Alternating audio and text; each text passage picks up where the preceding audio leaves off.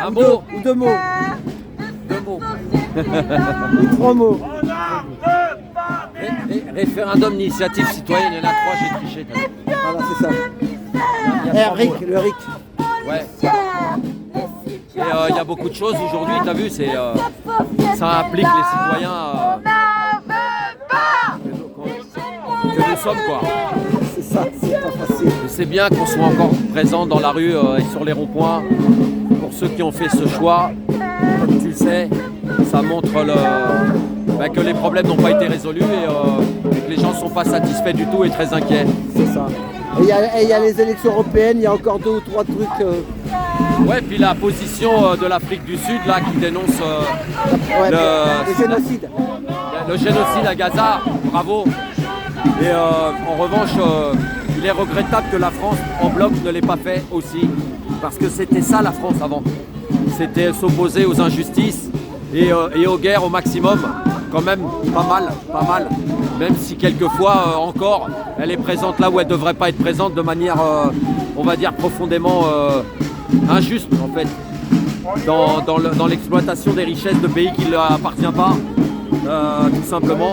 Et donc il est légitime que les Africains aussi réclament leur liberté et dénoncent l'occupation française et étrangère, quelle qu'elle soit, bien évidemment. Je pense que la dynamique des Gilets a conscience de ces problèmes du monde entier et n'hésite pas également à en parler ou à le dénoncer. On comprend, c'est complètement légitime. C'est complètement légitime de dénoncer ce genre de choses, bien évidemment. Et on est de tout cœur et on est solidaire avec tous ces pays, tous ces peuples qui demandent leur liberté et leur indépendance, bien évidemment. Au même titre que nous l'avons plus ou moins ici en France. Quoique aujourd'hui on se pose des questions sur tout ce qui se passe à notre rencontre, on va dire la France d'en bas, la véritable France d'en bas. Hein. C'est ça. Et puis toutes ces personnes qui ont l'occasion de pouvoir s'exprimer sur les plateaux et ailleurs, qui en parlent pas, ça c'est terrible. C'est terrible. C'est terrible qu'on puisse filtrer les choses de cette manière-là et qu'on puisse les traduire ainsi, alors qu'en réalité, la France, elle a toujours été... Elle était très souvent présente pour dénoncer ce genre de choses et s'imposer en médiateur, mais en médiateur pour la paix, sans négociation, pour la paix tout simplement. Parce que c'est bien gentil de nous montrer les conséquences, c'est plutôt les responsables des conséquences qu'il faut nous montrer. Là, ça fait plus de 70 ans. Plus de 70 ans que ça dure, donc les conséquences, bien sûr, pourquoi les gens se mobilisent pour la paix partout dans le monde. Encore une fois, même si on se répète, c'est une vérité. Tout le monde politiquement s'est investi, ou dans les peuples, se sont investis pour marcher, pour sortir, pour dénoncer la guerre et être complètement pour la paix.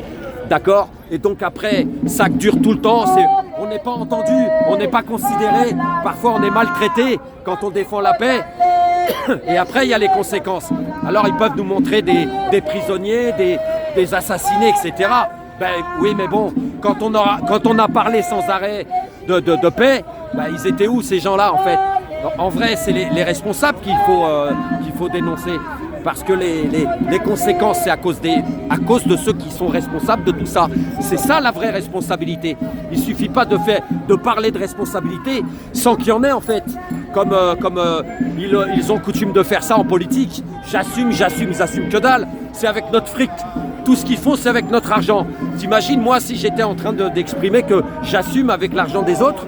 Hein, on veut de la transparence, pas seulement dans les métros et dans les rues avec des caméras à outrance, dans l'excession, c'est excessif, c'est beaucoup trop de caméras qui nous portent à dire que effectivement pour votre sécurité vous n'aurez plus de liberté. Mais ça, pareil, la liberté c'est non négociable en fait. Et donc toutes ces choses qui se produisent dans un pays tel que la France, alors qu'on se rend compte qu'on a des lois qui nous protègent dans les droits de l'homme, etc., sur notre intégrité physique en tant que personne, et que tout ça, c'est pas respecté, oui, on a de fortes raisons de s'inquiéter, bien évidemment, tout simplement. Et c'est normal qu'on dénonce tout ça, et on dénoncera jusqu'à notre dernier souffle, en fait, tout simplement. Et donc, c'est ça qui est terrible, et il est malvenu dès lors qu'il y a des populations qui sont privées avec des embargos et qui sont bombardées, qui sont maltraitées.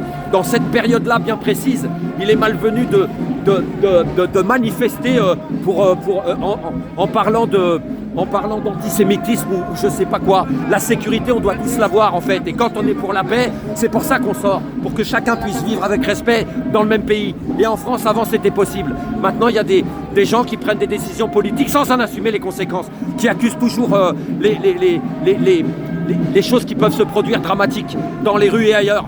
Donc tout simplement, c'est inadmissible. On ne peut pas bombarder des populations, on ne peut pas massacrer les gens comme ça, mais sans que personne ne réagisse. Donc que ce soit à Gaza ou ailleurs, il ne faut pas non plus tomber sur des militants qui disent oui mais les gens sont sortis pour Gaza et pourquoi ils ne sortent pas. Ça c'est non recevable. Il n'y a pas ces gens-là, on est les gens, nous sommes le peuple. Donc si vous avez des choses à dénoncer, venez les dénoncer. Venez avec votre drapeau, venez avec votre panneau, venez discuter avec les gens. Il n'y a pas de rivalité, c'est que de la division tout ça et du mépris les uns pour les autres. C'est pas des humanistes qui vont nous dire ils étaient où ces gens-là pour dénoncer il y a à peu près 35 conflits dans le monde. Il y a à peu près 35, on les dénonce tous, on est pour la paix, on est humaniste. Et il ne faut pas nous dire que c'est de l'utopie. L'utopie, elle n'a jamais été réalisée, mais ce n'est pas l'irréalisable. Donc oui, on est inquiet, oui, on est en colère, oui, on a de fortes raisons de se présenter et d'exprimer tout ça. Parce que depuis des décennies, on paye des redevances qui nous parlent de liberté d'expression, de liberté d'opinion et de liberté de vivre. Ça fait des décennies qu'on paye des redevances télé avec des pingouins qui viennent sur des plateaux télé, nous garantir ça, nous on y croit, on a envie de protéger ça et c'est la moindre des choses, c'est légitime et notre combat il est juste pour la paix, on ne veut pas entendre leurs conneries, qu'ils l'assument, c'est eux qui font la guerre et en plus ils s'enrichissent avec ça par milliards et ceux qui travaillent la terre ils crèvent la dalle. Donc voilà, il y a un gros problème dans les sociétés dans lesquelles nous vivons et on le dénonce et on s'en lassera jamais. Bien évidemment que les bombardements là-bas et un embargo, c'est de la tyrannie, c'est du génocide. Bien évidemment, on n'en a rien à foutre de leur cinéma, de leurs services secrets, de leur guerre, de leur armement, de leurs conneries, de leur putain de projet de merde. Nous aussi, ils nous forcent à nous exprimer. Nous, on est dans nos coins, on est dans nos familles. On croit, on tient à ce qu'on a de meilleur. Et c'est normal que quand on voit qu'on est menacé, nos familles sont menacées, nos libertés sont menacées, la France est menacée. En ce sens, dans sa diversité de possibilités, de capacités à vivre ensemble avec respect, à partir du moment où on est menacé là-dessus, forcément on est en colère et on est très inquiet. Tout simplement. Donc on est dehors, on sera encore dehors et on fera le maximum pour essayer de changer tout ça. Voilà, mais c'est pas nous qui avons les armes, c'est sûr. Pour aller dans ton sens, là, il y a, la semaine prochaine, il y a un mouvement des agriculteurs. Il faut savoir qu'il y a beaucoup d'agriculteurs qui se suicident. Hein. Il y a un mouvement et la France commence à être contaminée par les mouvements tu as parlé tout à l'heure, des agriculteurs. Les Allemands aussi, il y a les Allemands, ça part de l'Allemagne. Oui, les agriculteurs qui se suicident beaucoup, mais il y a des professions effectivement où ils se suicident et on aimerait bien connaître les chiffres malheureusement des personnes qui se suicident, notamment par rapport au Covid, la crise du Covid en France.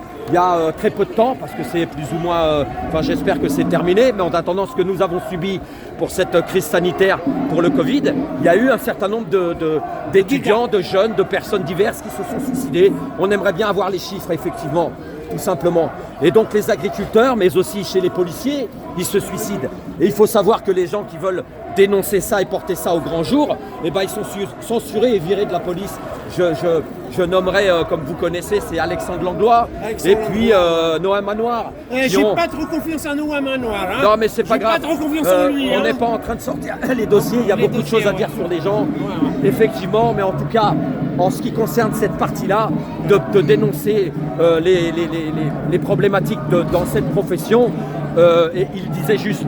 Par rapport au nombre de suicides, etc. et le mal-être des policiers et les problèmes dans les services de police. Ouais, la police, c'est pas la justice. Pas des robots. Donc la police, c'est pas la justice.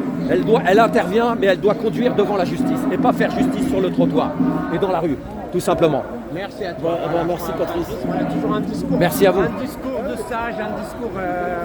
Ça te sort les choses, hein, tu les as au fond de toi. Ouais, c'est normal.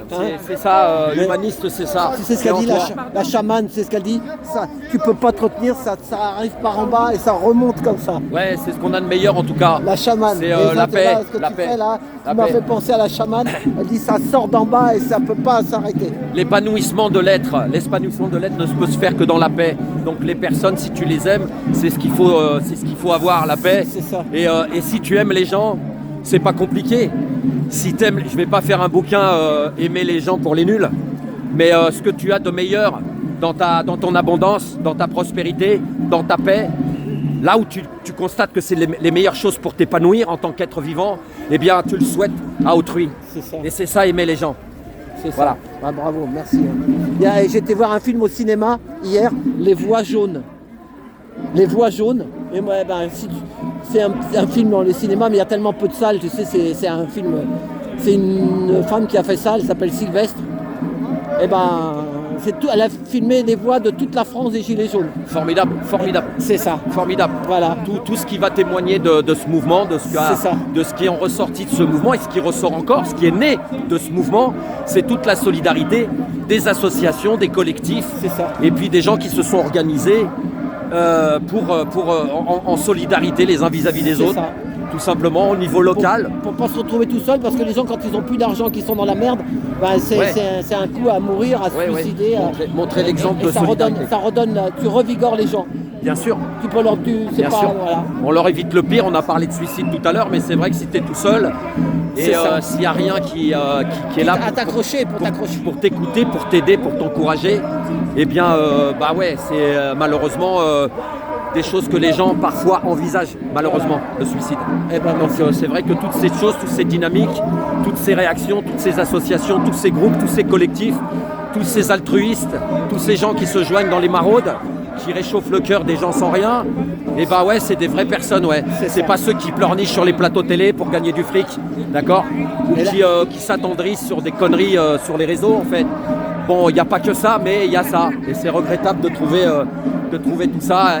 Et ces personnes, on ne les trouve pas pour dénoncer les gens les plus fragiles, les situations les plus graves. C'est ça qui me fait parler là maintenant. Et il y a aussi un truc, si un jour, il y en a beaucoup qui disent, faites attention aux faux sauveurs. Les faux sauveurs. Tu comprends ? Et ça, toi aussi, tu sais les détecter. Le faux sauveur qui viendra nous aider, il faut se méfier, quoi. Hein ? Disons qu'il faut se sauver soi-même déjà, et après savoir qu'il y a évidemment cette histoire de fraternité qui est née dans la rue aussi. Hein. On a parlé de solidarité, mais il y a la fraternité. Et puis ces merveilleuses amitiés qui se sont créées tout au long de ces années. Et il n'y a que ça que je retiendrai en fait, tout ce qu'on a pu faire ensemble. Le reste, les divisions, les problématiques, de ceux qui en parlent aussi parfois, de divisions, etc., mais qui ne sont pas capables de faire les choses correctement, si ce n'est de les ramener à eux-mêmes. Donc voilà, c'est regrettable, c'est ce qui fait le plus de peine dans ce mouvement. C'est ce que je constate au bout d'un certain nombre d'années, c'est le fait que certains ont décidé de prendre un peu de distance, etc. Mais ça n'empêche pas, ils peuvent encourager les camarades, ils peuvent tout simplement en restant le cul sur leur canapé et encourager les gens, les féliciter aussi pour leur ténacité, tout simplement, et pas les ignorer comme s'ils les connaissaient pas. C'est pas ça la fraternité, c'est pas être avec les gens que quand t'en as besoin, ou alors que quand on est le grand nombre et quand on est affaibli dans la grande difficulté, dans les problématiques justement d'organisation et d'action efficace, d'ignorer. Alors que chacun prenne les distances qu'ils veulent, que chacun prenne du recul et se fasse appeler ex ou ancien sur les plateaux télévision, mais après ils reviennent parler pendant tous les ans, ils reviennent parler. Mais garçon, faut pas faire que ça, puisque tu es un ex et un ancien.